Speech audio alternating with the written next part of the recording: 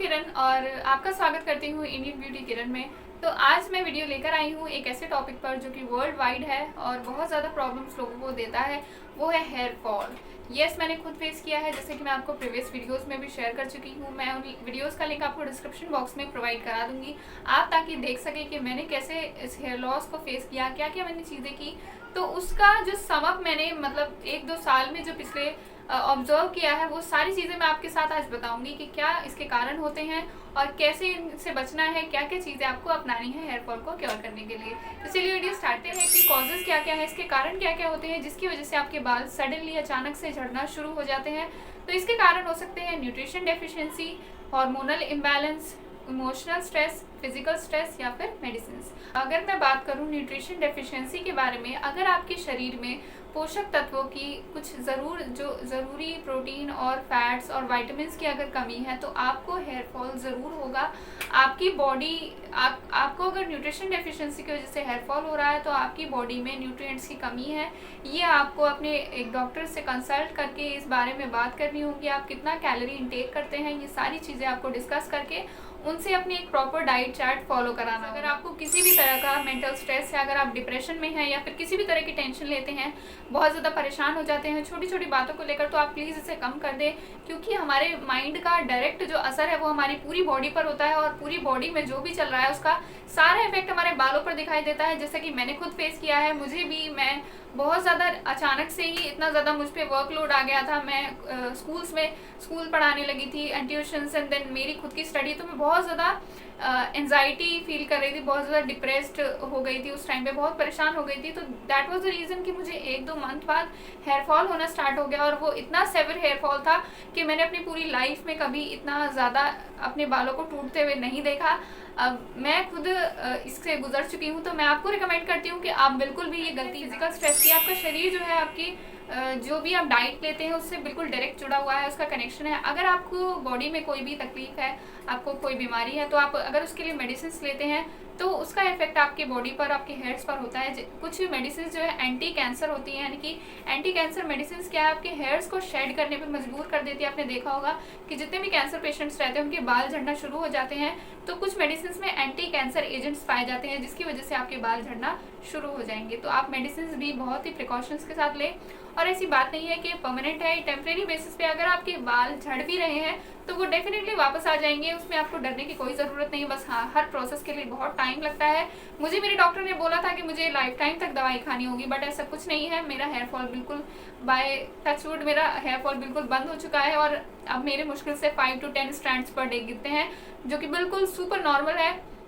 Next reason आता है hormonal imbalance. अगर आपके बॉडी में आप प्यूबर्टी की एज में, मतलब आप प्यूबर्टी की एज से बाहर निकल रहे हैं या फिर आपकी प्यूबर्टी चल रही है, टीनेज में बहुत ज़्यादा प्रॉब्लम होती है लड़कों को भी, कि उनके हेयर्स जो है शेड होना शुरू हो जाते हैं अचानक से, या फिर मानसून में ये दिक्कत ज़्यादा आ जाती है। तो आप बिल्कुल भी परवाह ना करें, बिल्कुल भी चिंता ना करें। अगर ज़्यादा एक्सेसिव हेयर फॉल हो रहा है, आपकी जो स्कैल्प है वो दिखने लगी है, जैसे कि हाँ बहुत ज़्यादा अगर आपकी स्कैल्प दिखने लगी है, तो आप डॉक्टर से कंसल्ट ज़रूर करें। अदरवाइज आपको बिल्कुल भी परेशान होने की ज़रूरत नहीं है, ये कुछ टाइम के लिए रहेगा। और फिर कुछ लोग ये सवाल करते हैं कि कैसे पता करें कि हमें हेयर फॉल की प्रॉब्लम वाकई में है, क्या इसके कुछ सिम्टम्स होते हैं। तो मैं आपको सिम्टम्स बता देती हूँ कि अगर आपको 50 से 100 हेयर स्ट्रैंड्स, यानी कि 50 to 100 से हेयर स्ट्रैंड से ज़्यादा अगर आपके बाल पर डे गिर रहे हैं, 50 से 100 के बीच में अगर गिर रहे हैं तो नॉर्मल है, इसमें कोई घबराने वाली बात नहीं है। लेकिन अगर उससे भी ज़्यादा आपके जड़ से बाल टूट रहे हैं तो इसमें आपको थोड़ा सीरियस होने की ज़रूरत है। इसके लिए आप स्पेशल विटामिन सप्लीमेंट ले सकते हैं या बायोटिन के सप्लीमेंट्स ले सकते हैं या फिर अपने डॉक्टर से कंसल्ट कर सकते हैं। लोगों को ये सरप्राइज़ हो जाते हैं, वो अचानक से चौंक जाते हैं कि उन्होंने तो ऐसा कोई स्ट्रेस नहीं लिया, कोई मेडिसिन नहीं ली, या फिर उन्हें कोई भी जेनेटिक कंडीशन नहीं थी, तो फिर उनको हेयर फॉल क्यों होना शुरू हो गया। ये बहुत सारे लोगों की प्रॉब्लम होती है, वो समझ नहीं पाते कि वो किस चीज़ के लिए ट्रीटमेंट कराएं, क्योंकि उन्होंने ऐसा कुछ किया ही नहीं होता। तो मैं आपको बता दूं कि अगर आपको सडनली हेयर फॉल होना शुरू हो गया तो वो अचानक से नहीं हो जाता। अगर आप किसी स्ट्रेसफुल पीरियड से गुजर रहे हैं, जैसे आप बहुत ज़्यादा स्ट्रेस में हैं, तो उस ज़रूरी नहीं कि उसके तुरंत बाद ही आपको उसका इफेक्ट देखने को मिलेगा। उसके 2-3 महीने बाद भी हेयर फॉल शुरू हो सकता है। अगर आप बहुत ज़्यादा स्ट्रेस ले रहे हैं तो उसके 2-3 महीने बाद भी आपके हेयर शेड होना शुरू हो सकते हैं। तो ये कारण है। और आपको हेयर फॉल कैसे फील होगा कि आपके जो हेयर है वो बंचेस में गिरने लगेंगे, यानी कि बहुत सारे। एक तो होता है डिफ्यूज हेयर फॉल, यानी कि आपके जो स्कैल्प से पूरे चारों तरफ से बाल टूटते हैं।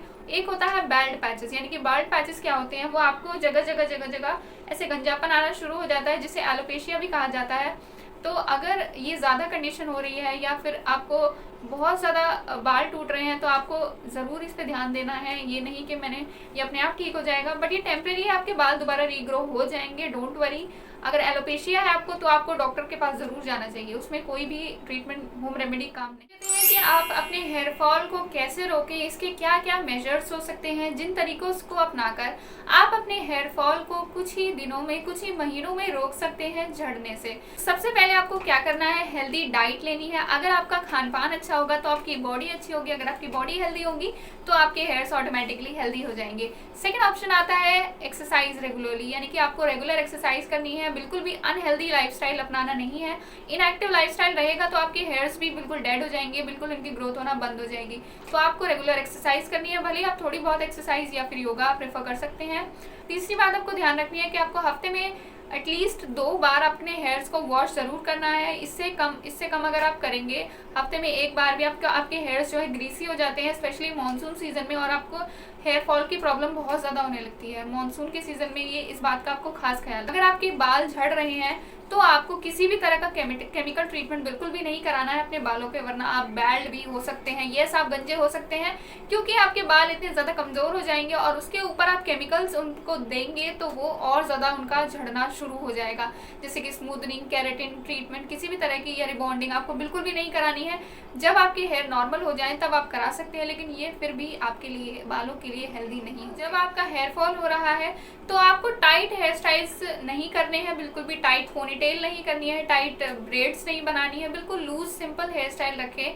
जब तक आपका हेयर फॉल हो रहा है तब तक तो बिल्कुल भी अपने बालों के साथ बिल्कुल हार्श ना हो, बहुत ही अच्छे से अपने बालों की केयर करें, वरना आपके स्ट्रैंड्स जो है वो टूटना दुगने हो जाएंगे। हीटिंग टूल्स है उनको आपको अवॉइड करना है, जैसे कि स्ट्रेटनर्स, कर्लर्स या फिर क्रिम्पर्स, आपको बिल्कुल भी इन्हें यूज़ नहीं करना है। तो कुछ टाइम के लिए आपको अवॉइड करना पड़ेगा, अदरवाइज आपकी स्कैल्प जो है डैमेज हो जाएगी या फिर उनकी रीग्रोथ भी रुक सकती है। अगर आपको ये सारी मेजर्स अपनाने के बाद भी कोई रिजल्ट नहीं मिलता है, आपको फिर भी एक्सेसिव हेयर फॉल हो रहा है, तो आपको एक बार अपना ब्लड टेस्ट ज़रूर कराना चाहिए। आपको नियर के किसी क्लिनिक में जाके अपना ब्लड टेस्ट कराएं, उसमें आयरन और बाकी सारे विटामिन्स और मतलब न्यूट्रिएंट्स की कमी अगर आपको होती है तो उसका चेकअप आप एक बार करा लें, जिससे कि आपको पता चल जाए कि आपकी बॉडी में किस चीज़ की रिक्वायरमेंट ज़्यादा है और उस पर आप काम करना शुरू कर दें, या फिर अपने डॉक्टर से कंसल्ट करके उसके लिए आप मेडिसिन भी ले सकते हैं। तो ये सारी चीज़ें थी जो कि मैंने अपनाई और आपके साथ मैं शेयर कर रही हूँ। अगर आपको हेयर फॉल हो रहा है तो बिल्कुल भी घबराइए मत, जो भी आप ट्रीटमेंट ले रहे हैं उस पर भरोसा रखिए, कुछ टाइम बाद आपको ज़रूर रिजल्ट्स दिखेंगे। मैंने भी 2 से 3 महीने में अपने रिजल्ट्स देखे हैं। शुरू में मेरा हेयर फॉल बहुत ही ज़्यादा बढ़ गया था, मैं इतनी ज़्यादा डिप्रेस्ड हो गई थी, रोती थी, मैं रोज़ रोती थी अपने बालों को देखकर कि कहीं मैं गंजी ना हो जाऊं। मेरे डॉक्टर ने भी मुझसे यही बोल दिया था कि आपको लाइफ टाइम तक दवाई खानी होगी। मैं आपको कितनी बार ये बात बता चुकी हूँ। मेरे बहुत सारे जो सब्सक्राइबर्स हैं मुझसे कमेंट बॉक्स में पूछते हैं कि क्या हमारा हेयर फॉल नहीं रुक रहा है तो हम क्या करें। तो मैं अब ज़्यादा कुछ नहीं कह सकती आपसे, आपको सिर्फ पेशेंस रखनी होगी और भरोसा रखना होगा और अपनी डाइट पर बिल्कुल अच्छे से ध्यान देना होगा, आपके बाल ज़रूर झड़ना बंद हो जाएंगे। ओके देन, मिलते हैं नेक्स्ट वीडियो में, तब तक के लिए bye bye, take care, love you all.